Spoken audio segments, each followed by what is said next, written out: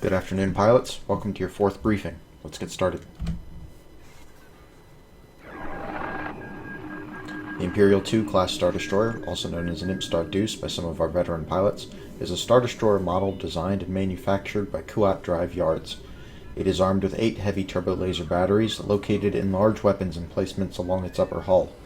These batteries each have a 180-degree firing arc covering the upper hemisphere of the destroyer's sector of fire.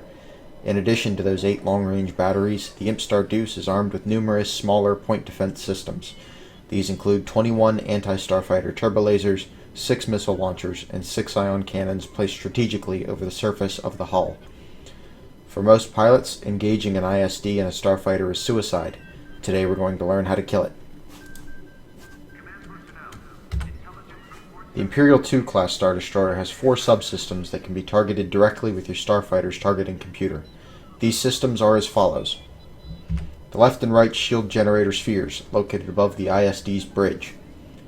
The targeting system, located forward of the ISD's superstructure, between 2 sets of point defense turbo lasers. And the power supply system, located on the underside of the hull, just behind the main hangar. On older ISDs, this is where the life support system was located. With the exception of the power system, each of these subsystems can be temporarily disabled by ion weapons. The power supply system is the only subsystem that can be directly and permanently destroyed by ion weapons. All subsystems are vulnerable to standard laser fire and explosives. Unlike the other subsystems, destroying the power supply exposes weak points all over the enemy vessel's hull. Thanks to the hard work of Pilot Distracier on the competitive Squadrons Hollow Reddit, we now have precise data regarding each of these subsystems and weak points. Each of the shield generator spheres account for 50% of the total active shields on the Star Destroyer. They both have 6,000 health and contribute 1% damage to the ISD when destroyed. The targeting system has 7,200 hit points and deals 5% damage to the ISD. The power system has 5,600 hit points and only deals 2% damage to the ISD.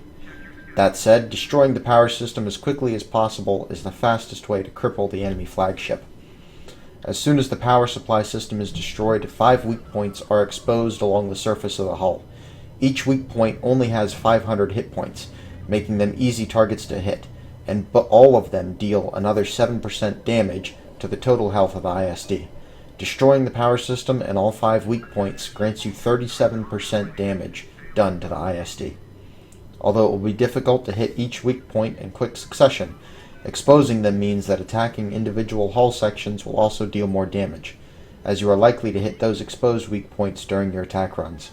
Additionally, as each hull segment reaches half health, they have another 20% chance of spawning another exposed weak point. Additionally, the Star Destroyer is split into multiple hull segments. Each hull segment has 3,200 health and is worth another 5% of the ISD's health. When destroyed, those hull segments can also spawn more weak points. The ISD also has a bridge superstructure with 6,000 health that when destroyed is worth 8% of the total health of the destroyer. The main hangar has 6,000 health, is worth 8% of the total health, and the next targets are your engines. The 3 main engines in the back each have 4,000 health, and when destroyed contribute 8.33% damage done to the destroyer.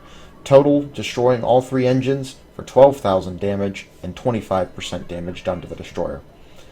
There's another 2 sets of smaller engines.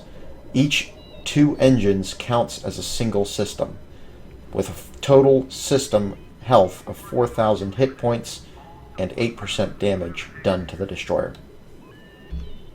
The tractor beams, all 6 of them, are another good target of opportunity. They only have 500 health and deal 0.5% damage to the Star Destroyer. And destroying the power system and then attacking the destroyer from the rear is a good way to deal massive amounts of damage to the enemy ship. In summary, destroying an Imp Star Deuce can be done quickly by knowing where to concentrate your attacks.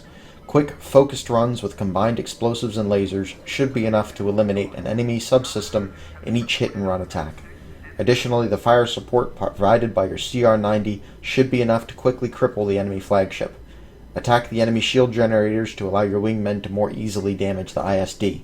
Then hit the power supply system to apply that damage. Escort your CR-90 to the target and use it to draw fire from the ISD, allowing your fighters to slip in under the shields.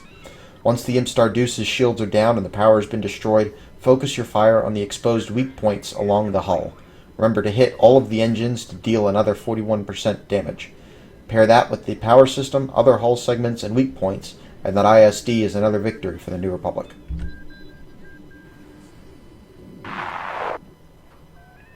This concludes our briefing on the Imperial II class Star Destroyer. Please leave your questions with Lieutenant Kedich at the door. Good hunting, pilots.